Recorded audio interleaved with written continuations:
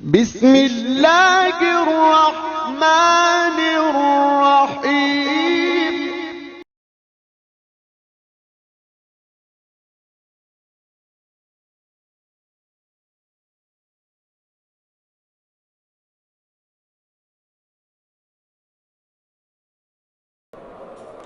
وعلى آلك وأصحابك يا حبيب الله الصلاة والسلام عليك يا نبي الرحمة وعلى آلك وأصحابك يا رسول الملاحم۔ تمام حمد و ثنا، تعریف و توصیف اللہ جل مجدہ الکریم کی ذات بابرکات کے لیے، جو خالق کائنات بھی ہے اور مالک ششجہات بھی۔ اللہ جل مجدہ الکریم کی ذات بابرکات کی حمد و ثنا کے بعد حضور نبی اکرم، شفیع امم، رسول محتشم، نبی مکرم، اللہ کے پیارے، امت کے سہارے، رب کے محبوب، دانائے غیوب، مالک رقاب امم، فخر عرب و عجم، والی کون و مکان، سیاہ لا مکان، سید انس و جاں، سرور لالا رخاں، نیر تاباں، سرنشین مہوشاں، ماہ خوباں، شہنشاہ حسینہ، تتمہ دوراں، سر خیل زہرہ جمالاں، جلوہ صبح ازل، نور ذات لم یزل، باعث تکوین عالم، فخر آدم و بنی آدم، نیر بطحا، رازدار ما اوہا، شاہد ما طغا، صاحب علم نشرہ، معصوم آمنہ احمد مجتبیٰ، حضرت محمد مصطفیٰ صلی اللہ علیہ وسلم کے حضور ناز میں اپنی عقیدتوں، ارادتوں اور محبتوں کا خراج پیش کرنے کے بعد، واجب الاحترام، ذوی الاحتشام، برادران اسلام، السلام علیکم ورحمۃ اللہ وبرکاتہ۔ قرآن مجید سے چند کلمات نور آپ کے سامنے تلاوت کرنے کا شرف حاصل ہوا، اور اسی عنوان سے آج کی گفتگو کو ترتیب دینا چاہوں گا۔ غلط رسومات اور ان کے تدارک کے عنوان سے آپ آج کی گفتگو کا سرنامہ آپ پڑھ چکے ہیں۔ اللہ تعالیٰ جل شانہ نے اہل ایمان کو مخاطب ہو کر کے ارشاد فرمایا، اے ایمان والو، اسلام میں پورے پورے داخل ہو جاؤ۔ اسلام میں پورا پورا داخل ہونے کی دعوت ان کو دی جا رہی ہے جو پہلے ہی اہل ایمان ہیں۔ جو لوگ حال سے باہر ہیں، یہاں ان کے لیے تو اعلان کیا جا سکتا ہے کہ جو حال سے باہر ہیں وہ حال کے اندر آ جائیں، لیکن جو حال کے اندر پہلے ہی موجود ہوں، انہیں اگر کہا جائے کہ جو حال کے اندر بیٹھے ہوئے ہیں وہ حال کے اندر آ جائیں، تو یہ حصول حاصل کہلاتا ہے، اور حصول حاصل محال است۔ جو چیز پہلے ہی حاصل ہو اس کے حصول کا مطالبہ بے مقصد ہوتا ہے۔ قرآن مجید اللہ کی لاریب کتاب ہے، ایسے کسی بھی نقص سے مبرہ ہے، بظاہر یہاں حصول حاصل دکھائی دے رہا، اے ایمان والو اسلام میں آ جاؤ۔ اور ایک دوسرے مقام پہ فرمایا، یا ایھا الذین آمنوا آمنوا باللہ ورسولہ، اے ایمان والو اللہ اور اس کے رسول پہ ایمان لے آؤ۔ تو وہاں بھی ایمان والوں کو دعوت ایمان دی گئی، اور یہاں بھی اہل ایمان کو اسلام میں آنے کی دعوت دی گئی۔ بظاہر حصول حاصل دکھائی دیتا ہے، لیکن امام فخر الدین رازی اور دیگر ائمہ تفسیر نے اس پر گفتگو فرمائی ہے کہ یہ حصول حاصل نہیں ہے۔ کہا ایک تو اس آیت کریمہ کے مخاطبین جو ہیں وہ منافق ہیں، اور منافق مومن کہلاتے تھے، ان کو کہا گیا ہے اے زبان سے کلمہ پڑھنے والو، دل سے محمد عربی کے غلام بن جاؤ۔ دوسری بات جو شان نزول اس آیت کریمہ کا ہے، اور جس سے میرے آج کے عنوان کے خد و خال ظاہر ہوں گے، وہ یہ ہے کہ حضور علیہ السلام جب مکے سے ہجرت فرما کر کے مدینہ تشریف لے گئے، تو حضور کا جانا معمولی نوعیت کا تو تھا نہیں۔ صحابہ طالع البدر علینا کے گلدستے لیے حضور کا استقبال کر رہے تھے، اور وہ کتنا خوبصورت دن تھا جب بنی نجار کی بچیاں اپنے مکانوں کی چھتوں پہ چڑھ کے حضور کا انتظار کر رہی تھی، اور جو ہی حضور جلوہ فراز ہوئے تو یہ آواز آ رہی تھی، طالع البدر علینا من ثنیۃ الوداع وجب الشکر علینا ما دعا للہ داعی۔ مورخ اسلام حفیظ جلندری نے اس کو اپنے لہجے کا حسن دیا تو اس تاریخ کو نظم کے سانچے میں یوں ڈھالا: مسلمان بچے بچیاں مسرور تھے سارے، گلی کوچے خدا کی حمد سے معمور تھے سارے، نبوت کی سواری جس طرف سے ہو کے جاتی تھی، درود و نعت کے نغمات کی آواز آتی تھی، کہیں معصوم ننھی بچیاں تھی دف بجاتی تھی، رسول پاک کی جانب اشارے کر کے گاتی تھی، اور کہتی کیا تھی، ہم ہیں بچیاں نجار کے عالی گھرانے کی، خوشی ہے آمنہ کے لال کے تشریف لانے کی۔ عجیب رنگ تھا، عجیب ماحول تھا، ہر کوئی حضور کا منتظر ہے۔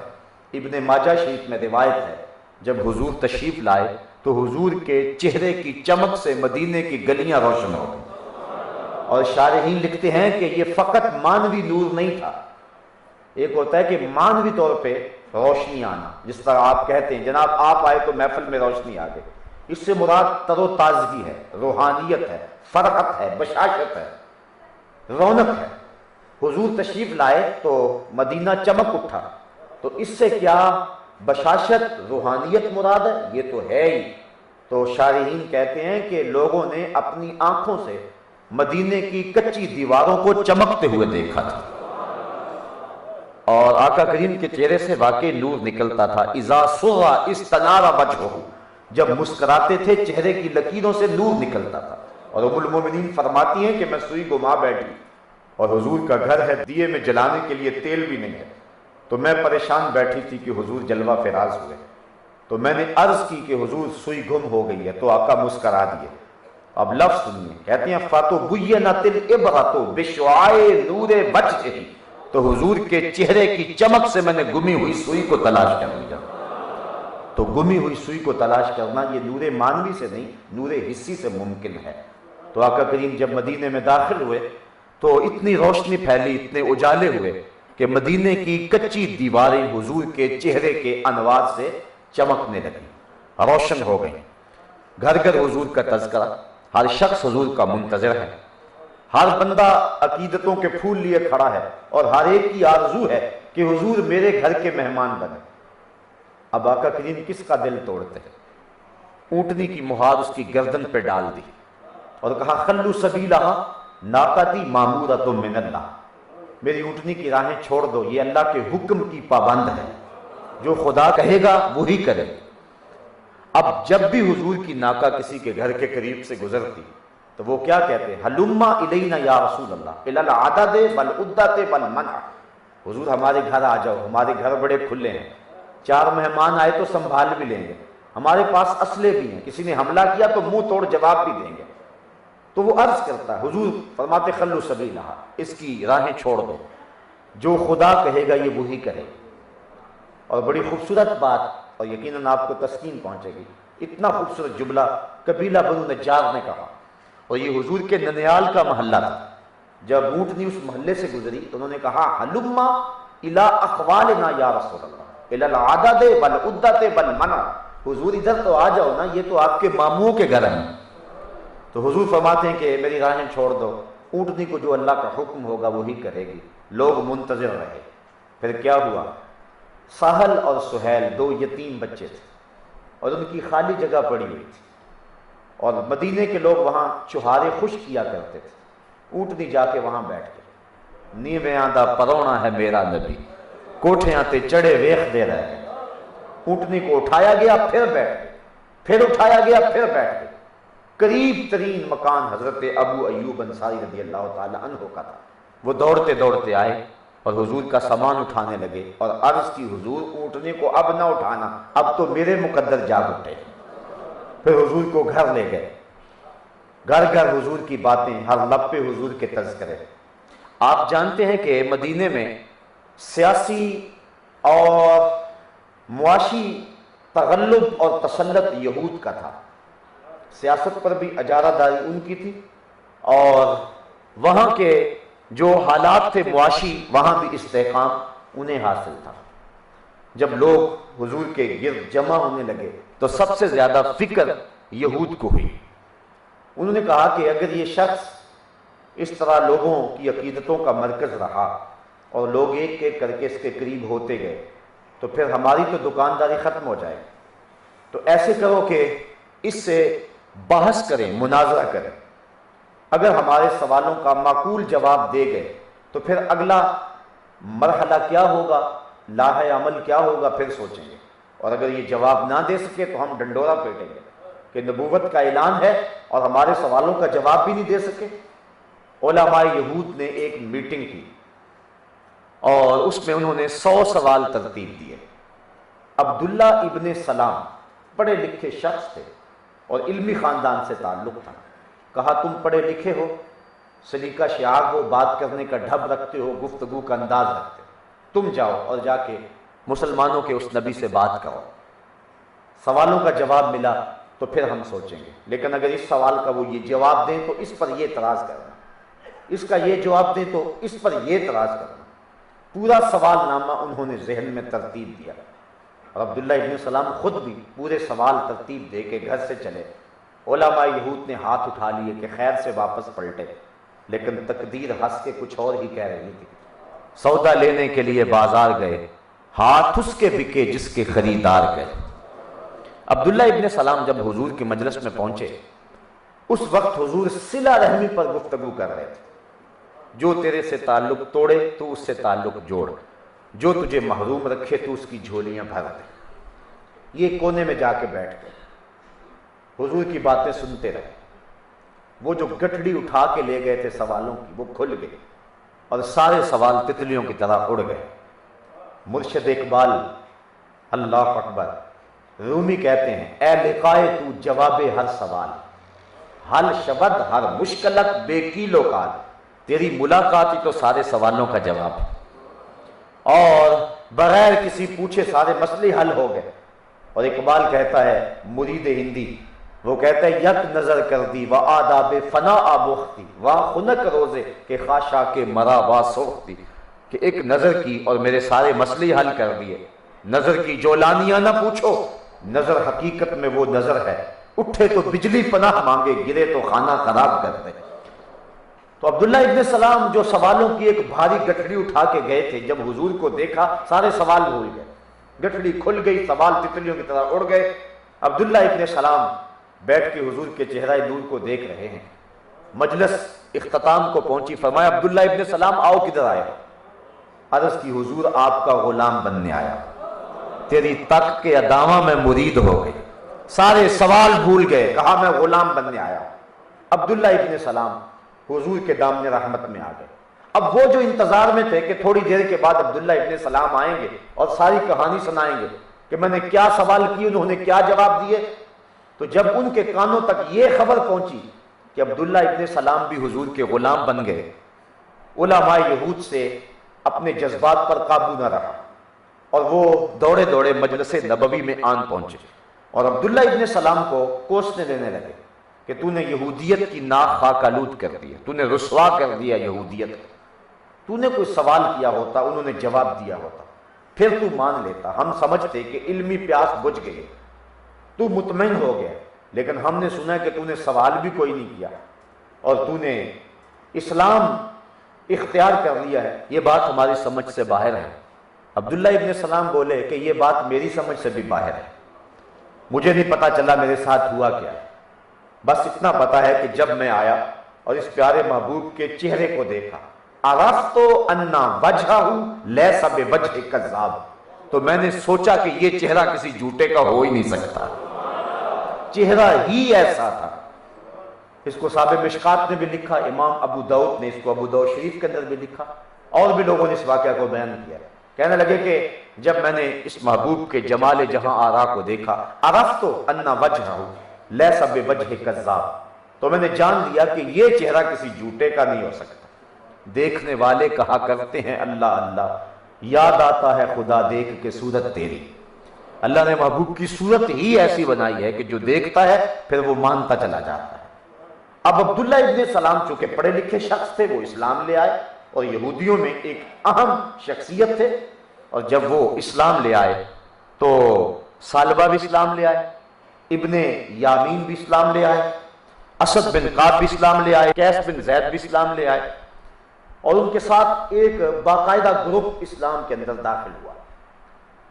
اب جب یہ اسلام میں داخل ہو گئے تو انہوں نے سوچا کہ ہم جس دین میں ایک عمر گزاری ہے وہاں ہفتے کے دن کی تعظیم ہوتی تھی. اونٹ کا گوشت اور اونٹ کا دودھ یہودیت کے اندر نہیں پیا جاتا اور نہ اونٹ کا گوشت کھایا جاتا.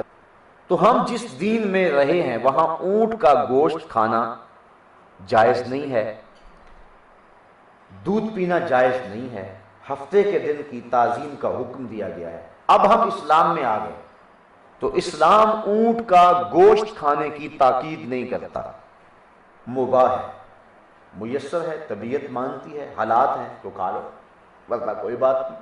ہم میں سے کئی لوگ ہوں گے جنہوں نے آج تک اونٹ کا گوشت کھا کر نہیں دیکھا ہوگا، چکھ کر نہیں دیکھا ہوگا. اسلام ہمیں پابند نہیں کرتا، اونٹ کا گوشت نہیں کھایا، اس کا دودھ نہیں پیا، اسلام کوئی قدغن نہیں لگاتا کہ تم ضروری اونٹ کا دودھ پیو یا اونٹ کا گوشت کھاؤ. تو انہوں نے بھی یہی سوچا کہ جب اسلام اونٹ کے گوشت کو اور اس کے دودھ کو مباح قرار دیتا ہے، مباح اس کو کہتے ہیں جس کی دونوں سمتیں برابر ہیں، تو اگر استعمال کرتے ہیں تو ٹھیک ہے، نہ کریں تو پھر بھی ٹھیک ہے. تو چونکہ ہم بچپن سے لڑکپن، لڑکپن سے جوانی اور جوانی سے اب اس عمر میں پہنچے اور ہم نے کبھی بھی اونٹ کا گوشت نہیں کھایا اور مذہبی اعتقاد تھا کہ وہ جائز نہیں ہے، اب اسلام میں آئے تو اسلام کون سا واجب قرار دیتا ہے؟ ہم نہیں کھاتے. اسلام واجب قرار دیتا تو چلو ہمیں یہودیت کی ایک رسم توڑنا پڑتی، لیکن اسلام تو واجب قرار دے ہی نہیں رہا، تو ہمیں کیا ضرورت ہے اونٹ کا گوشت کھانے کی. لہٰذا انہوں نے یہ جن لوگوں کے میں نے نام گنوائے، حضرت عبداللہ ابن سلام، حضرت سالبہ، حضرت اسد، حضرت اسید، حضرت قیس بن زید اور دیگر ابن یامین، یہ سارے جو لوگ یہودیت سے تائب ہو کر اسلام میں آئے تھے، انہوں نے اونٹ کا گوشت کھانا قصداً ترک کیا اس خیال سے کہ زمانہ یہودیت کی جو ریت تھی وہ برقرار اسلام میں بھی ہم رکھ سکیں، اور ہمارا یہ عمل اسلام کے کسی واجب کو اور اسلام کے کسی فرض کو نہیں توڑتا اور اسلام کی اس سے مخالفت نہیں ہوتی ہے. ہفتے کے دن وہ کام پہ قصداً نہ جاتے کہ اسلام کون سا کہتا ہے کہ تم ہر روز ہی کام کرو. ہفتے کے دن ہم نہیں جاتے اور ہفتے کے دن وہ اس کی دن کی تعظیم کرتے، جو ان کے جو ہے وہ تھے اس دن کے حوالے سے تعظیم کے ضابطے ان کو بجا لاتے. اب یہ ان کا عمل تھا. تب یہ آیت کریمہ جو میں نے آپ کے سامنے پڑھی نازل ہوئی اور اس کے اولین مخاطبین حضرت عبداللہ ابن سلام اور ان کے اصحاب تھے. ارشاد ہوا یا ایھا الذین آمنوا ادخلوا فی السلم کافہ، اے ایمان والو اسلام میں آئے ہو تو پھر پورے پورے آؤ. یہ کیا ہوا کہ اسلام بھی قبول کر لیا اور یہودیت کی رسموں کا پاس بھی رکھتے ہو، جبکہ وہ دین منسوخ ہو چکا ہے. اور کوئی اونٹ کا گوشت کھائے یا نہ کھائے، اونٹ کا گوشت اور اونٹ کا دودھ کوئی پیے نہ پیے، اسلام پابند نہیں کرتا، لیکن تمہارے ذہن میں یہودیت کی ایک رسم کا لحاظ اور خیال ہے، اس لیے تمہارے اوپر لازم ہے کہ تم اونٹ کا گوشت بھی کھاؤ اور اس کا دودھ بھی پیو. اور انہیں پابند کیا گیا کہ تم نے اونٹ کا گوشت کھانا ہے تاکہ زمانہ یہودیت کی اس رسم کا جو احترام دل و دماغ پہ طاری ہے وہ کرچی کرچی ہو جائے، وہ ٹوٹ پھوٹ جائے اور اسلام کا تفوق واضح ہو جائے. تو عبداللہ ابن سلام اور ان کے اصحاب کو پابند کیا گیا کہ تم نے اونٹ کا گوشت بھی کھانا ہے اور اونٹ کا دودھ بھی پینا ہے اور ہفتے کے دن کام پہ بھی جانا ہے، جس طرح باقی دنوں کا معمول ہے ہفتے کے دن کا بھی وہی معمول ہو. یہ ہے اسلام کا مزاج.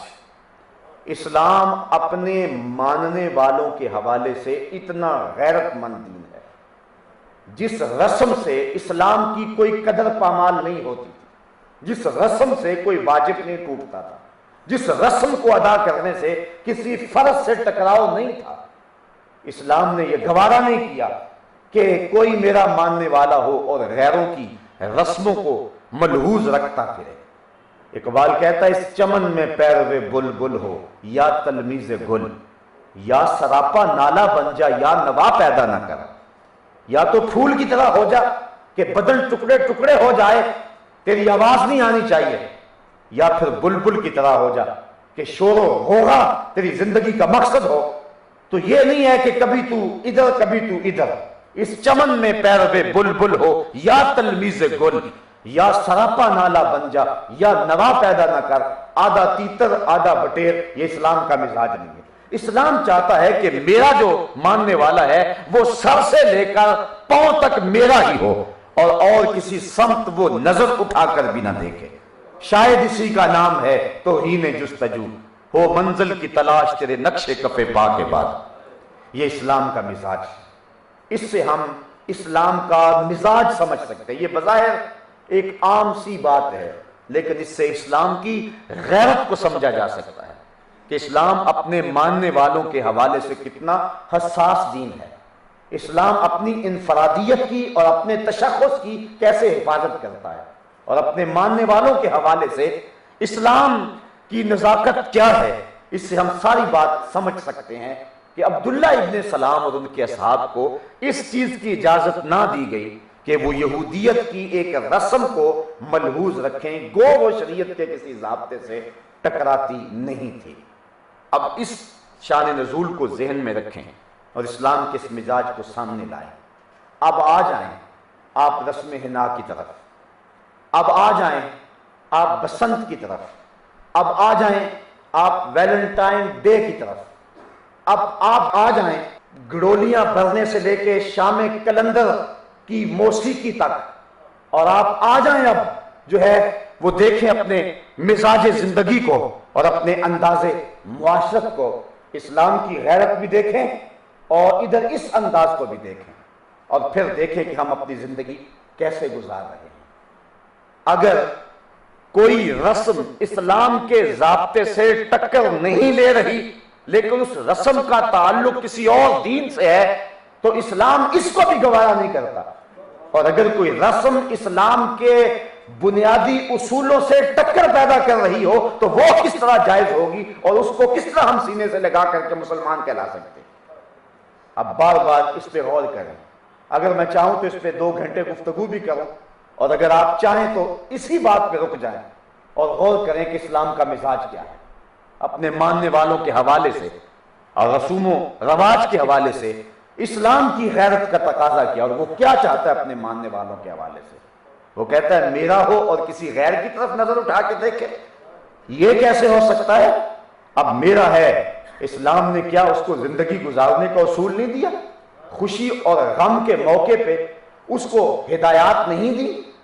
شادی بیاہ کی تقریب ہو یا جنازہ پڑا ہو، اسلام نے تعلیمات نہیں دی ہیں؟ عقیقہ ہو یا ولیمہ ہو، اسلام نے اس کے مطابق جو ہے وہ روشنی نہیں دی ہے؟ تو ہم جب اسلام نے سب کچھ دیا ہے تو ہم کسی اور کی طرف کیوں دیکھیں؟ تو ہمارے تصوف میں یہ بات کہتے ہیں کہ اور کسے ول کیوں میں دیکھاں، پیر کنگال نہیں میرا۔ اب اسلام کے دامن میں معاشرت بھی ہے، اسلام کے دامن میں اقتصادیات بھی ہے، اسلام کے دامن میں معیشت کا حسن بھی ہے۔ اسلام تمہیں خوشی اور غم کے سلیقے اور طریقے بھی سکھاتا ہے، تمہیں زندگی کے اسلوب اور ڈھب بھی سکھاتا ہے، پیدائش سے لے کر مرنے تک، اور تمہاری زندگی کے ایک ایک لمحے میں اسلام کی روشنی موجود ہے۔ پھر تمہیں کیا حق پہنچتا ہے کہ غیروں کی طرف نظر اٹھا کے دیکھو؟ تم یہودیوں سے، تم عیسائیوں سے اور تم دوسرے لوگوں سے اپنی تہذیب حاصل کرو، وضع میں تم نصارہ ہو تو تمدن میں ہنود۔ یہ مسلمان ہے جنہیں دیکھ کے شرمائیں یہود، یوں تو سید بھی ہو، مرزا بھی ہو، افغان بھی ہو، تم سب کچھ ہو مگر بتلاؤ کہ مسلمان بھی ہو۔ یہ دیکھنا ہے کہ اسلام ہمیں کیا دینا چاہ رہا ہے اور ہم کدھر جا رہے ہیں۔ اب اس عنوان کے ساتھ آپ جتنے بھی عنوان رکھ لیں، اور ہر وہ رسم جو اسلام کے ضابطوں سے ٹکراتی ہے، میں نے عرض کیا نہ بھی ٹکراتی ہو، اونٹ کا گوشت اگر کوئی نہیں کھاتا ہے تو کوئی بات نہیں ہے، لیکن چونکہ یہ ملحوظ تھا کہ یہودیت میں نے نہیں کھایا، اب بھی نہیں کھاؤں گا، تو لہٰذا اس خیال کو توڑا اور اس سوچ کے پرزے کیے، اور اس سوچ کی دھجیاں بکھیری اور ان کو کہا تم اونٹ کا گوشت چبا چبا کے کھاؤ گے تاکہ جو تصور باندھ رکھا ہے وہ ٹکڑے ٹکڑے ہو جائے. اور یہ وہ چیز تھی جس کا تعلق اسلام کے کسی واجب یا فرض کے مقابلے میں نہیں تھا. اسلام کے ایک امر مباح میں تھا اور امر مباح کے بارے میں اسلام کی یہ غیرت ہے. جو امر مباح ہے اس کے بارے میں اسلام کی یہ غیرت ہے. تو جو حرام ہو چیزیں اور ہم اس کو اپنے کلچر کا حصہ قرار دیں, اپنی تہذیب قرار دیں, تو کیسے ہمیں یہ حق پہنچتا ہے؟ صاحبو, علامہ اقبال کا ایک جملہ آپ کو سنانا چاہوں گا. ایک تو ان کا جملہ ہے نا کہ اپنی ملت کا قیاس اقوام مغرب سے نہ کر, خاص ہے ترکیب میں تجھے قوم رسول ہاشمی. اور ان کا ایک نثری جملہ آپ کے سامنے رکھوں گا, بڑا فلسفہ ہے اس کے اندر. اقبال کہتا ہے کہ مغرب کی کامیابی اس میں ہے کہ وہ آگے کی طرف جائے اور مسلمانوں کی کامیابی اس میں ہے کہ وہ پیچھے کی طرف جائے. مغرب اگر پیچھے پلٹے گا تو سوائے اندھیروں کے اس کے پاس کچھ نہیں ہے, اور اگر مسلمان پیچھے پلٹے گا تو مدینہ وحی کے نور سے چمکتا ہوا دکھائی دے گا. اس لیے وہ اگر آگے جاتے ہیں تو ان کی مجبوری ہے, وہ پیچھے دیکھیں سوائے تاریکیوں کے ان کے پاس کچھ نہیں ہے, سوائے اندھیروں کے ان کے پاس کچھ نہیں ہے. جب یورپ کی گلیوں میں اندھیرا تھا, مدینے کی گلیوں میں علم کا نور پھیلا ہوا تھا. جب شارلمان اور اس کے لارڈ ابھی دستخط کرنے کی مشق سے گزر رہے تھے تو اس وقت ابن حزم کے قلم سے 1000 کتابیں نکل چکی تھی. آپ پڑھیں اپنی تاریخ, کتنی روشن تاریخ ہے تمہاری. کیوں احساس کمتری میں مبتلا ہو گئے ہو؟ کیوں گر گئے ہو ان لوگوں کے قدموں میں جو زندگی کا سلیقہ نہیں جانتے؟ کیوں ان سے زندگی کی بھیک مانگ رہے ہو جو مسلمانوں کے تلوے چاٹتے رہے ہیں؟ کیوں ان سے زندگی کی خیرات مانگتے ہو جنہیں اصول زندگی سے شناسائی نہیں تھی, جنہیں استنجا تک مسلمانوں نے سکھایا؟ آپ پڑھیں تاریخ اندلس کی, آپ قرطبہ کی تاریخ پڑھیں, 1400 ستونوں پر مشتمل اس مسجد قرطبہ کی اور وہاں پھیلی ہوئی یونیورسٹیوں اور وہاں کے کالجوں اور مدارس کی تاریخ پڑھیں. یہ سواد آشنا بھی نہیں تھے, حروف تہجی کو بھی نہیں جانتے تھے, اور مسلمان جو ہے وہ زمانے کو علم اور فلسفے کی روشنی اور جو ہے وہ کائنات کو اجالے اور روشنیاں دے رہے تھے. کائنات کو جتنی بھی روشنی دی ہے محمد عربی کے غلاموں نے دی. اقبال کہتا ہے اے گلستان اندلس ہے یاد تجھ کو, اے گلستان اندلس ہے یاد تجھ کو, تھا تیری ڈالیوں پہ کبھی آشیاں ہمارا. وہ عبد الرحمن الاول کا بویا ہوا درخت جس کو عبد الرحمن الداخل بھی کہتے ہیں, جس کو اقبال صحرائے عرب کی حور کہتا ہے, تو وہ کیا ہمارا خوبصورت ماضی تھا اور کتنی روشن ہماری وہ تاریخ ہے جس کو آج مسلمان بھول چکے ہیں. تو اقبال کہتا ہے کہ تمہارا فائدہ اس میں ہے کہ تم پیچھے جاؤ, چونکہ تمہارے پیچھے روشنی ہے, تمہارے پیچھے اجالے. وہ ایک زمانہ تھا جب 9/11 کا واقعہ ہوا تو اس وقت بش نے کہا تھا, آپ کو یاد ہوگا, کہ ہم تمہیں پتھر کے زمانے میں دھکیل دیں گے, اگر تم نے ہماری بات نہ مانی تو پتھر کے زمانے میں دھکیل دیں گے. تو میں نے اگلے جمعۃ المبارک کو کہا تھا, میں نے کہا تھا یہ گوری چمڑی والوں کو پتھر کے زمانے سے نامونوسیت ہوگی, ہماری زندگی کا سارا حسن تو اس پتھر والے زمانے میں. میں نے کہا لے جاؤ ہمیں اس پتھر والے زمانے میں, اس زمانے میں سانس گھٹ رہا ہے ہمارا, جب بھائی بھائی کا گلا کاٹ رہا ہے, جب ایک دوسرے کی جڑیں کاٹی جا رہی ہیں, جس کی لاٹھی اس کی بھینس, بے حیائی بدکاری کا طوفان بدتمیزی ہے. ہم اکتا گئے ہیں اس دور سے, کوئی لے جائے ہمیں اس دور میں, اس پتھر والے دور میں لے جائے جب کھجور کی چٹائی پہ بیٹھ کے محمد عربی زندگی کا درس دیا کرتے تھے. ہمیں لے جاؤ اس دور میں, ہمیں پہنچا دو اس زمانے میں جب حضور ابو بکر, عمر, عثمان و علی اور بلال حبشی اور صفہ کے چبوترے پہ بیٹھ کر پڑھنے والوں کو زندگی کے سبق پڑھایا کرتے تھے. ہمیں لے جاؤ اس دور میں جب چھت کچی تھی اور ٹپکتی تھی اور حضور کی داڑھی پہ قطرے گرتے تھے اور صحابہ دیکھ کے محبت کے جذبات میں آ جاتے تھے. لے جاؤ اس دور میں جب مسجدیں کچی تھی مگر ایمان پکے تھے. ہمیں لے جاؤ اس دور میں جب مدینے میں بکریاں ممیا رہی تھیں اور اونٹ جگالی کر رہے تھے اور حضور زمانے کو زندگی کی خیرات بانٹ رہے تھے, اور زمانے میں اتنے حسین لوگ پرورش پا رہے تھے کہ کوئی سلمان تھا, کوئی ابو ذر تھا, کوئی بلال تھا، کوئی ابو بکر تھا، کوئی عمر تھا، کوئی عثمان تھا، کوئی علی تھا. ہم تو اکتا گئے ہیں اس دور سے، ہمیں لے جاؤ. تمہارے لیے اس دور میں کوئی نامونوسیت ہوگی. ہماری زندگی کے سارے اجالے تو اسی دور میں پڑے ہوئے ہیں. تو ہمارے لیے اس دور میں جو ہے وہ حسن ہے، اور ہم تو تلاش کرتے ہیں. وہ اقبال کہتا ہے پیچھے کی طرف دوڑا زمانے اور مجھے لے جا اس چوکھٹ پہ اور اس دربار میں لے جا جب یتیموں کے سروں پہ محبت سے ہاتھ پھیرا جا رہا تھا. اس دور میں لے جا جب یتیم بچیوں کے سروں پہ شفقت کا ہاتھ رکھا جا رہا تھا. اس دور میں لے جا جب 9 سال کا محمد عربی یتیموں اور بیواؤں کے سہارے اور آسرے بنے ہوئے تھا.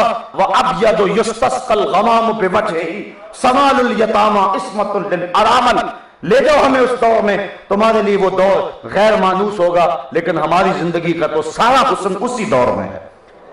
تو اقبال نے بڑی خوبصورت بات کہی کہ مغرب کی فلاح اسی میں ہے کہ وہ آگے کی طرف جائے، پیچھے سوائے اندھیروں کے اور کچھ نہیں ہے. اور مسلمانوں کی فلاح اس میں ہے کہ وہ پیچھے کی طرف جائیں. اس لیے تمہیں کیا ضرورت ہے کسی کی تہذیب کو دیکھنے کی؟ کسی کو دیکھ کے کبھی ٹائی سجا رہے ہو، کسی کو دیکھ کر کے کبھی ان کا انداز معاشرت اختیار کر رہے ہو، کسی کو دیکھ کر کبھی ہیٹ پہن رہے ہو، کسی کو دیکھ کر کبھی اپنا منہ چھیل رہے ہو. بھول گئے ہو اس زمانے کو. تمہیں ہیٹ کی ضرورت نہیں ہے، تمہیں تیجان العرب امامے کی ضرورت ہے. تم آؤ اس دور کے اندر جب انسانیت حسین تھی، جب انسانیت روشن تھی، جب انسانیت کے سر پہ وقار کی چادر تھی. میری مائیں، میری بہنیں یہ بھی سن لیں، یہ مغرب کی ٹینوں بننے کی کوشش نہ کریں. تو مغرب کی بیٹی نہیں ہے، تو مشرق کی بیٹی ہے. تو نگار خانے کی زینت نہیں ہے، تو چار دیواری کی رونق ہے. تو اگر سمٹ جائے تو معاشرہ پھیل جائے گا. تو اگر جو ہے وہ گھر میں محدود ہو جائے اور بچوں کی تربیت میں لگ جائے تو تیری آغوش میں حسین ابن علی جیسے بچے پرورش پایا کریں گے. تو نہ دانی کے کراتے سوزے تو دیگر گوں کر تقدیر عمر. اقبال کہتا ہے تو نہیں جانتی اگر تو بہن ہو کے قرآن پڑھے تو عمر کی تقدیر بدلتی ہے، اور اگر تو ماں ہو کے قرآن پڑھے تو بیٹا نیزے کی نوک پہ بھی قرآن سناتا ہے. پیچھے چل، پیچھے کی طرف. تیرا سارا حسن، تیری ساری زندگی اس زمانے کی طرف ہے. ہمیں کسی سے زندگی کی بھیک مانگنے کی کیا ضرورت ہے؟ ہمارے آقا نے ایک ایک چیز ہمارے لیے روشن کر کے واضح کر کے رکھ دی ہوئی ہے. اس لیے کسی کی غلامی میں اور کسی کی ریس میں اپنی زندگی گزارنے کا تکلف کرنے کی ہمیں قطعاً ضرورت نہیں ہے. مت تکلف کریں اپنی زندگی کو، اپنی زندگی کو سادگی میں لے جائیں جو سادگی ہمارے آقا نے بتائی ہے، اور اپنی زندگی کو اس نمونے کے اسوہ پہ لے جاؤ کہ جس کے بارے میرے رب نے کہا ہے کہ اگر اسوہ حسنہ دیکھنا ہے تو میرے محمد کی زندگی کو دیکھ لو. آؤ اب اس سمت پلٹیں. اسلام یہ بھی گوارا نہیں کرتا کہ میرا ماننے والا کسی غیر کی طرف نظر اٹھا کے دیکھے. تو جب اونٹ کا گوشت کھانے اور اس کا دودھ پینے اور جو ہے وہ ہفتے کے دن کی تعظیم کے حوالے سے اگر بات ہو تو اللہ اس کو بھی گوارا نہ کرے تو اللہ کیسے گوارا کرے گا کہ ہم حضرت سیدہ فاطمہ الزہرا رضی اللہ تعالی عنہا کو غلیظ گالیاں دینے والے حقیقت رائے نامی اس بدماش کی یاد میں منعقد کی جانے والی بسنت کی تقریب کو مسلمان اپنے کلچر کا حصہ قرار دے دیں اور اس کو رسم بہاراں کا نام دے دیں اور اس کو جو ہے وہ موسم بہاراں کا نام دے دیں. صاحبو اگر شراب کی بوتل پہ روح افزا کا لیبل لگا لیں تو کیا اس کی ماہیت بدل جائے گی؟ یہ اس بدماش شخص کی یادگار ہے جس کو سر زکریا خان نے جو ہے وہ حضرت سیدہ فاطمہ الزہرا کی توہین کی پاداش میں لاہور کے اندر قتل کیا تھا، اور پھر اس کی یاد میں 1 سال کے بعد اس کی برسی کے موقع پر ہندوؤں نے یہ کنچیاں اڑائی تھی، یہ پتنگ اڑائی تھی. آج ہم اس بسنت کی تقریب کو اپنے معاشرے کی تہذیب کا جزو لا ینفک سمجھتے ہیں اور پیلے لباس پہن کے بچیاں اور بچے، لڑکیاں اور لڑکے چھتوں کے اوپر شرابیں پی کے ناچ رہے ہیں. یہ کیسا دور آ گیا ہے؟ سوچیں ہم کس نبی کے غلام ہیں؟ سیدہ فاطمہ رضی اللہ تعالیٰ عنہ کون ہے؟ میں نے اس دن عرض کیا تھا کہ قیامت کا دن بھی ہوگا تو آواز آئے گی یا معاشر الجمع غضوا ابصارکم. محشر کے اندر موجود لوگوں اپنی نگاہوں کو نیچا کر لو، اس لیے کہ محمد عربی کی بیٹی فاطمہ کی سواری گزرنے والی ہے. تو جو اس خاتون جنت کو گالیاں دے، تو اس کی جو یاد منائے، چلو ذہن میں نہ صحیح، جب بتا دیا جائے کہ جناب یہ اس کی یاد ہے اور پھر بھی کوئی مصر ہو تو وہ اپنا انجام خود سوچ لے وہ کس جگہ پہ کھڑا ہے۔ تو اسلام نے ہمیں ان رسوم کو اور اس کلچر اور اس طرح کی تہذیب کو اپنانے سے روکا ہے۔ تمہاری تہذیب کسی علاقے سے نہیں پھوٹتی، یہ جملے غور کر کے سنیے گا، تمہاری تہذیب کسی مشرق یا کسی مغرب کی پابند نہیں ہے، تمہاری تہذیب کسی جغرافیہ کی پابند نہیں ہے، تمہاری تہذیب کسی علاقے کی ہواؤں، فضاؤں اور موسموں کی محتاج نہیں ہے، تمہاری تہذیب کسی قوم کی اداؤں سے نہیں پھوٹتی، محمد عربی کی اداؤں سے پھوٹتی ہے۔ خاص ہے ترکیب میں تجھے قوم رسول ہاشمی، تو نے وہاں سے تہذیب کا درس لینا ہے، تم نے وہاں سے زندگی لینی ہے، تم نے وہاں سے روشنی لینی ہے۔ آج میرے معاشرے کو کیا ہو گیا کہ ہم سب کچھ باہر سے لے رہے ہیں، صرف کلمہ ہی رہ گئے، لا یبقى من الاسلام الا اسمہ ولا یبقى من القرآن الا رسمہ مساجدہم عامرۃ وہی خراب من الہدی۔ ایک وقت آئے گا اسلام صرف نام کا رہ جائے گا، قرآن رسم کے طور پہ پڑھا جائے گا۔ اور آگے فرمایا مسجدیں زیب و زینت کے لحاظ سے تو آباد ہوں گی لیکن ہدایت کے نور سے خالی ہوں گی۔ یہ جملہ اگر تلخ نہ ہو تو مشاہدہ کرنے، کیا ایسا نہیں ہے؟ میں غور کروں، آپ غور کریں، جس دور کی نشاندہی کی گئی ہے کیا وہ دور آ نہیں گیا ہے بلکہ ہمارے اوپر مسلط نہیں ہو گیا ہوا ہے؟ آؤ اپنی زندگی کا تانا بانا بنے اس انداز میں جس کی تعلیم ہمیں مصطفیٰ جان رحمت نے دی۔ ہر چیز باہر سے ہم لے رہے ہیں، شادی ہوتی ہے تو صرف ایک نکاح رہ گیا ہے بس، باقی سب کچھ ہم خیروں کا لیا ہوا ہے۔ یہ خاندانی رسم ہے، یہ علاقائی رسم ہے، یہ ہم نے ٹیلی ویژن پہ دیکھا تھا، یہ ہم نے فلاں ملک میں گئے تھے وہاں دیکھا تھا، یہ ہم نے فلاں خاندان میں دیکھا تھا، صرف ایک نکاح رہ گیا۔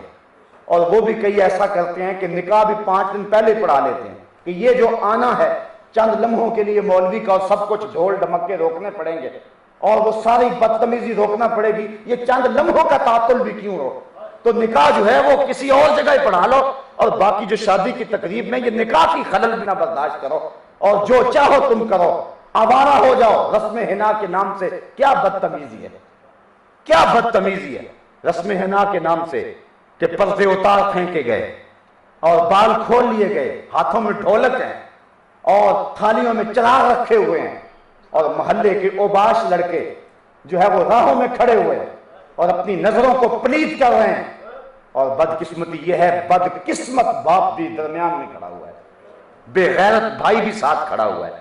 یہ میری باتیں تلخ تو ہو سکتی ہیں لیکن حقیقت کے برعکس نہیں ہو سکتی ہیں۔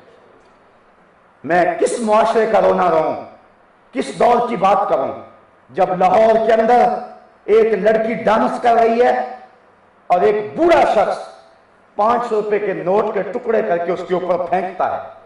کسی نے پوچھا یہ ٹکڑے کیوں کیے؟ کہا کہ نظر نہ لگ جائے، ڈانس بڑا اچھا کر رہی ہے۔ تو کہا تجھے اس کے ساتھ یہ کیا تعلق ہے؟ کہتا میری بیٹی ہے۔ یہ دور آ گیا ہے، یہ دور آ گیا ہے، اپنی حفاظت کر لو، دائیں بائیں سے دیکھ کر کے اپنی زندگی کی راہیں متعین نہ کرو۔ جب بھی زندگی کی راہیں متعین کرنا ہے تو مدینے کے نبی کو دیکھو، مرنے کی طرف دیکھ نہ جینے کی طرف دیکھ، جب چوٹ پڑے دل پہ مدینے کی طرف دیکھ۔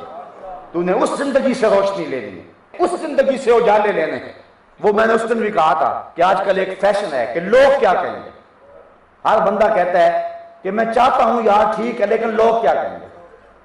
یہ لوگ تجھے جہنم میں لے کے جائیں گے، یہ لوگ تجھے رب سے دور کر دیں گے، یہ لوگ تیرے ہاتھ سے دامن مصطفیٰ کو چھڑا دیں گے۔ نہ لگ لوگوں کے پیچھے، محمد عربی کی اداؤں کو اپنا لے، یہی تیری زندگی کا حسن ہے۔ یہ رسم حنا کی بدتمیزی، اللہ یاز باللہ، میں کیا کہوں، کہنے والی بات نہیں ہے جو کچھ ہو رہا ہے۔ جس ملک کے وزیر شاہی قلعے میں عورتوں سے تھپڑ کھا رہے ہو، اب میں اس قوم کا کیا رونا رہا ہوں، میں کیا کہانی بیان کروں اس قوم کی۔ واعظ قوم کی وہ پختہ خیالی نہ رہی، برق طبعی نہ رہی، شعلہ مکالی نہ رہی، رہ گئی رسم آزاں روح بلالی نہ رہی، فلسفہ رہ گیا تلقین غزالی نہ رہی، مسجدیں مرثیہ خواہیں کہ نمازی نہ رہے۔ یعنی وہ صاحب اوصاف حجازی نہ رہے۔ آج کہاں اسلام کو ڈھونڈے؟ اسلام تو غریب الوطن ہو گیا ہے۔ اسلام کو تو ہم نے خوشی کے موقع پہ گھر سے نکال دیا ہے۔ ہم سارے بوڑھے جڑ جاتے ہیں، ماما نہ ہوا تو ماں کے چہرے پہ اداسی ہوگی۔ سارا خاندان جڑے اور ماما جی کو راضی کرے۔ میں نہیں کہتا نہ راضی کرو، ماما جی آنے چاہیے۔ سل من قطع کا وات من حرم کا، یہ اسلام کی تعلیم ہے۔ چچا جی نہیں ہوں گے تو باپ کے چہرے پہ خوشی نہیں ہوگی، ان کو منا لو، پھپھی جان کو منا لو۔ نہیں ہوں گے تو باپ راضی نہیں ہوگا۔ میں کہتا ہوں مناؤ، ہاتھ جوڑ کے مناؤ، مجھے اعتراض نہیں ہے، لیکن چچا کو منا رہے ہو، ماموں کو منا رہے ہو، پھپھی کو منا رہے ہو، کوئی سوچے اللہ کے رسول کو بھی منا لیں، کوئی سوچے کہ اللہ کے رسول کو بھی تو منا لیں۔ اس وقت کہتے جی کیا کریں، منڈا نہیں مانتا، کیا کریں جی بس دور ہی ایسا آ گیا ہے، کڑیاں ہی اب نہیں مانتی۔ ان کڑیوں اور ان منڈوں کے چہروں پہ تھپڑ نہیں مارے جاتے جو رسول پاک کے دین سے بغاوت سکھاتے ہیں؟ یہ منڈے کام نہیں آئیں گے، یہ کڑیاں کام نہیں آئیں گی، قیامت کے دن محمد عربی کی شفاعت کام آئے۔ اللہ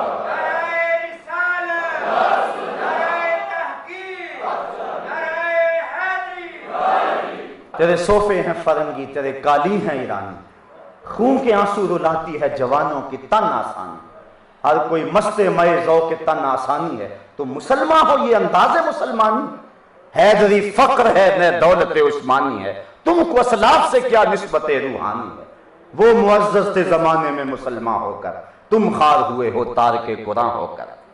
آج ہم پستی میں گر گئے ہوئے، ہمارا کوئی پرسان حال نہیں ہے۔ اگر میں عالمی سیاسی منظرنامہ آپ کے سامنے پیش کروں تو دل خون کے آنسو روتا ہے۔ 56-57 اسلامی ملک ایک عافیہ صدیقی کو نہیں لے سکتے واپس۔ قوم کی بیٹیاں رو رہی ہیں، وہ چیخ چیخ کے کہتی ہے کہ کافروں کے بیٹوں کی ہم سے مائیں نہیں بنا جاتا، ہمیں چھڑا لو۔ وہ جیل کی دیواروں سے سر پٹک رہی ہے اور رو رہی ہے، اور 56-57 اسلامی ملکوں کے کسی ایک حکمران کو بھی غیرت نہیں آ رہی۔ کہاں گیا محمد بن قاسم، کہاں گیا سلطان صلاح الدین ایوبی، کہاں گیا شہاب الدین غوری؟ وہ کیا کہا تھا اقبال نے، رو رہی ہے آج ایک ٹوٹی ہوئی مینا اسے، کل تلک گردش میں جس ساکی کے پیمانے رہے، خیر تو ساکی سہی لیکن پلائے گا کسے، اب نہ میں کش رہے باقی نہ میں خانے رہے۔ آج ہم کس جگہ پہ کھڑے ہیں، امت کی کیا حالت ہوئی ہے؟ گوانٹا ناموبے کے جیل خانوں میں تڑپتے سسکتے بلکتے اور زندگی ہارتے لوگوں کا کسی کو خیال ہے؟ شتیلا اور صابرہ کے کیمپوں کے اندر سسکتے ہوئے نیم جان لوگوں کی کسی کو پرواہ ہے؟ کابل، کندھار، قلعہ جنگی، دشت لیلا، تورا بورا، تقریب، موصل، بغداد، القدس، کشمیر، غزہ، بوسینیا، چچینیا، صومالیہ، آپ دیکھیں تو صحیح، ہر سمت تمہیں لاشیں ہی نظر آئیں گی۔ تمہیں کبھی غور کرنے کا موقع، زندگی جیون بنی ہوئی ہے، زندگی تو قیامت بنی ہوئی ہے، ہمارے سروں سے بال نوچے جا رہے ہیں اور پھر ان زخموں میں تیزاب چھڑک کے تڑپنے کے لیے چھوڑا جا رہا ہے۔ یہ امت مسلمہ کا حال ہے۔ ابھی وہ شعر پڑھا جا رہا تھا کہ تیری امت کا حال عیسیٰ کی بھیڑوں سے بھی بدتر ہوا۔ آج دیکھیں ہمارے ساتھ گلے کاٹے جا رہے ہیں، اور جب خون بہہ جاتا ہے تو پٹرول پھیپھڑوں میں بھرا جاتا ہے، اور پھر اس کو آگ لگائی جاتی ہے۔ پھر جب وہ لاش تڑپتی ہے، رقص بسمل کے تماشے کرتی، امریکی گنڈے اس کو ٹھڈے مارتے ہیں اور کسی کی حس بیدار نہیں ہوتی۔ ایک مسلمان بیٹی کو کتوں کے آگے پھینک دیا جاتا ہے، خونخوار کتوں کے آگے، اور اس کی چیخوں سے یہ انگریز، یہ بدماش اور گنڈے لطف کشید کرتے ہیں، اور کسی کی غیرت نہیں جاگتی ہے۔ اٹھانا پھر کوئی رومی عجم کے لالا زاروں سے، وہی آب و گلے ایران، وہی تبریز ہے ساتھ، کسی کی غیرت نہیں جاگ رہی۔ کس کس کا رونا رہوں، کس کس کی بات کروں؟ وہ کیا فارسی کے ایک شاعر نے کہا تھا، پمبا کجا کجا نہ ہم کہ ہماں داغ داغ ہے، کہاں کہاں روئی رکھوں، جگہ جگہ سے تو خون رس رہا ہے۔ جس سمت بھی جاؤں لاشیں ہی بکھرے نظر آتے ہیں، جس سمت بھی جاؤں دکھوں کی داستان ہی نظر آتی ہے، اور ہم ہیں دیوانے ہو گئے۔ مغرب جہاں سے واپسی کی راہیں تلاش کر رہا ہے، اور ان کے دانشمند سر جوڑ کے بیٹھے ہوئے ہیں، خاندانی سسٹم تباہ ہو چکا ہے۔ اولڈ پیپلز ہوم کے اندر جو ہے وہ بوڑھا باپ انتظار کر رہا ہے کہ میرا بیٹا مجھے ملنے آ جائے۔ ڈرلی کے ایک اخبار کے اندر ایک بوڑھے انگریز کی وصیت چھپتی ہے، وہ کہتا ہے کہ وہ کروڑ ارب پتی انگریز کہتا ہے جب میں مر جاؤں تو میری آدھی جائیداد چرچ کو دے دی جائے اور آدھی جائیداد اس میرے کتے کو دے دی جائے جو مرتے ہوئے ٹک ٹکی باندھ کے مجھے دیکھ رہا ہے۔ میرے اتنے بیٹے ہیں، اتنی بیٹیاں ہیں، لیکن کوئی اس وقت میرے پاس آنے کو تیار نہیں ہے۔ آج جس خاندانی سسٹم کی ٹوٹ پھوٹ کا وہ شکار ہوئے ہیں، ہم اس طرف بڑھنا چاہتے ہیں، جدھر سے وہ واپس آ رہے ہیں ہم اس تعفن زدہ گٹر میں گرنے کے لیے بےتاب ہیں۔ عجیب ہماری حالت ہو گئی ہے۔ آج کوئی شخص اسلامی معاشرے میں بوڑھا ہوتا ہے، اس کی قدر ہوتی ہے، یہ اسلام کا دیا ہوا فیضان ہے۔ اتنی دیر تک فیصلہ رشتے کا نہیں ہوتا جب تک بابا جی ہاں نہیں کرتے۔ جا کے مرحب میں دیکھو کہ بوڑھے کا حال کیا ہوتا ہے۔ سال کے بعد ایک دن آ گیا مدر ڈے یا فادر ڈے، پھول لے کر چلے گئے سال کے بعد، اور میاں ہمارا تو ہر روز فادر ڈے ہے، ہمارا تو ہر روز مدر ڈے ہے، ہمارا تو ہر روز ٹیچر ڈے ہے، ہمیں کیا ضرورت ہے؟ آج ہماری قوم بھی جو ہے وہ کہتی ہے مجھے میسج بھیجے کہ آج فادر ڈے ہے۔ میں کہ تمہارا فادر ڈے آج ہوگا، میرا تو روز ہوتا ہے۔ 2003 کے اندر گیا عمرہ کرنے کے لیے، واپس پلٹا، والد صاحب بیمار ہو گئے۔ 6 سال مجھے کتنے لوگوں نے کہا، 3 لوگوں نے میرے سے دھکے سے پاسپورٹ لے لیا اور 3 مرتبہ جمع کرایا۔ میں نے کہا نہیں ویزا لگے گا کیونکہ میرا حج تو روز گھر میں ہوتا ہے۔ اور جب والد گرامی اس دنیا سے رخصت ہوئے پچھلے سال اور اس مرتبہ بھیجا تو جو ہے وہ ویزا لگ گیا۔ یہ میں بات کر رہا ہوں ایک مثال کے طور پہ۔ ماں باپ ان کو روز دیکھو، روز حج ہے، بلکہ حضور فرمایا محبت کی نظر سے دیکھو، مقبول حج کا ثواب ہوگا۔ صحابی نے عرض کی حضور اگر کوئی 2 مرتبہ دیکھے، کہا 2 حجوں کا ثواب۔ پھر عرض کی حضور اگر کوئی 100 مرتبہ دیکھے، کہا اللہ بہت بڑا ہے۔ مطلب کیا تم دیکھتے تھک جاؤ گے، وہ ثواب دیتا نہیں تھکے گا۔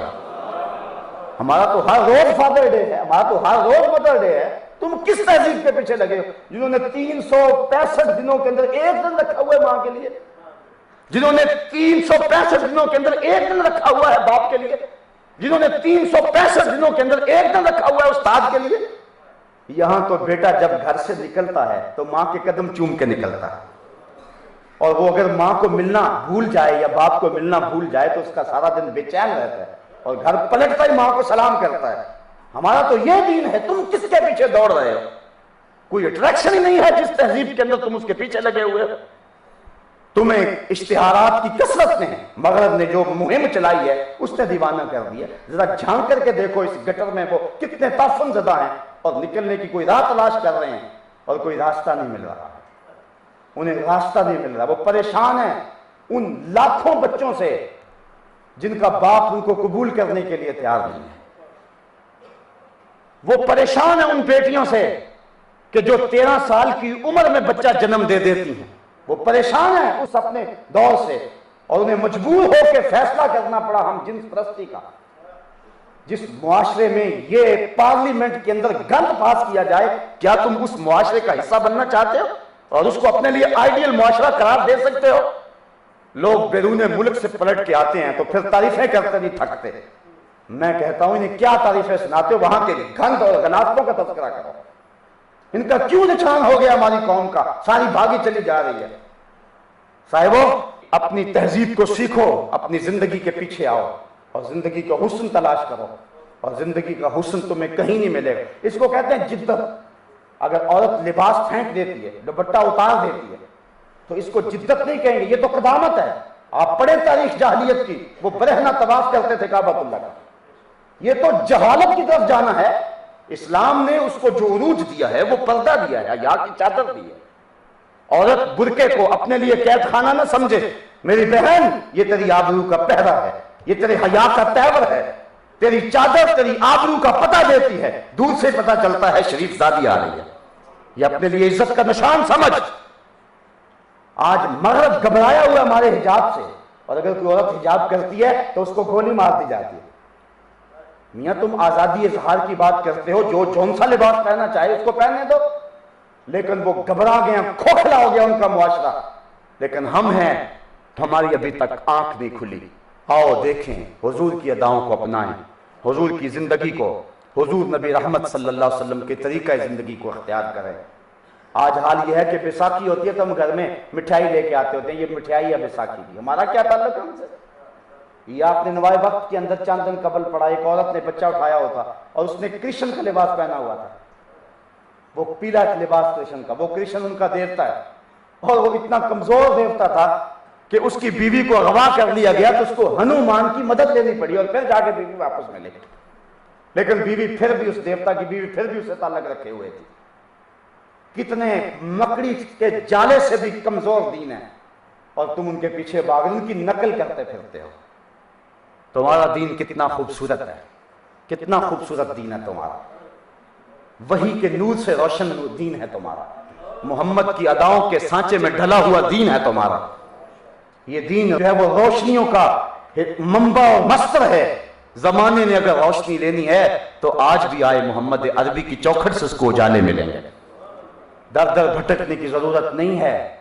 تو صاحب آؤ ہم ان رسوم و رواج کا بائیکاٹ کریں اور اپنی زندگی کو حسن دیں، اور ساتھ ساتھ میں یہ بات بھی عرض کرنا چاہوں گا کہ اگر کوئی رسم مذہب کے نام پہ اپنائی جائے تو ہم اس کی بھی تردید کرتے ہیں، وہ پیروں کی ٹانگیں دبانے کی صورت میں ہو عورتوں کا، یا گھرولیاں بھرنا ہو، یا نامحرموں کو مجمع عام میں بلا کے دمالے ڈالنا اور شام کلندر کا نام دینا ہو، یا اس کی کوئی بھی صورت ہو، ہم ڈنکے کی چوٹ پہ اس کا انکار کرتے ہیں۔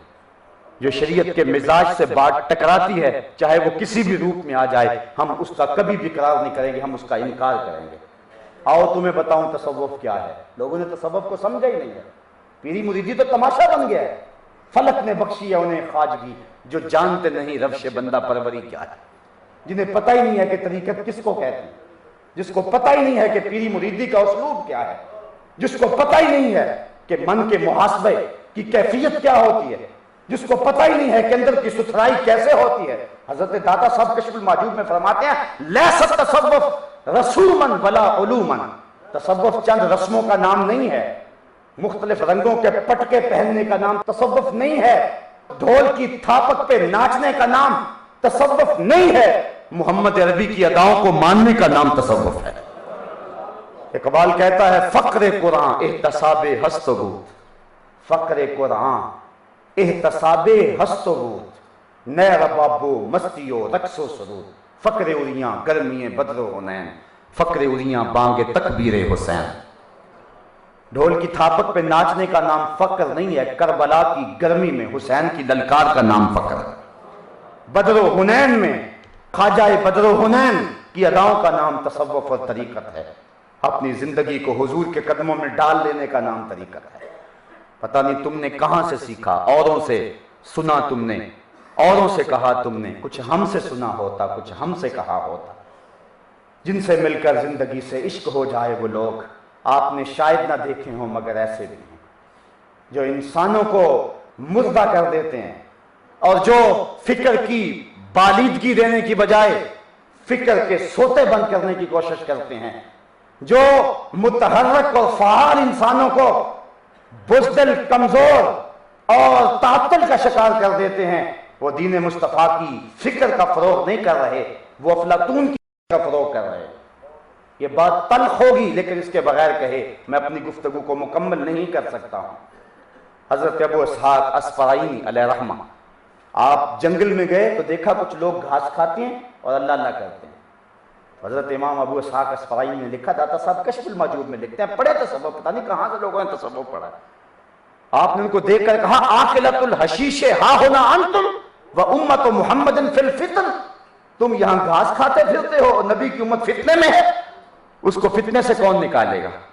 آؤ صاحبو ہم عزم کریں۔ میں نے اس دن کہا تھا جب اس پروگرام کا آغاز کیا تھا کہ یہ درس کوئی رسمی درس نہیں ہے، اور نہ میں اپنے علمی تفوق کو بیان کرنے کے لیے اتنی دور سے سفر کر کے آتا ہوں، نہ میرا مقصد ووٹ لینا ہے نہ میرا مقصد نوٹ لینا ہے، اور یہ بات بھی کھل کے کہہ دوں کہ میری زندگی کا مقصد تیرے دین کی سرفرازی، میں اسی لیے مسلمان، میں اسی لیے نمازی، اپنے بھی خفا مجھ سے ہیں بیگانے بھی ناخوش، کہ میں زہر حلاحل کو کبھی کہہ نہ سکا کان، جو بات سیدھی ہے وہ نوک زبان پہ لے آتا ہوں۔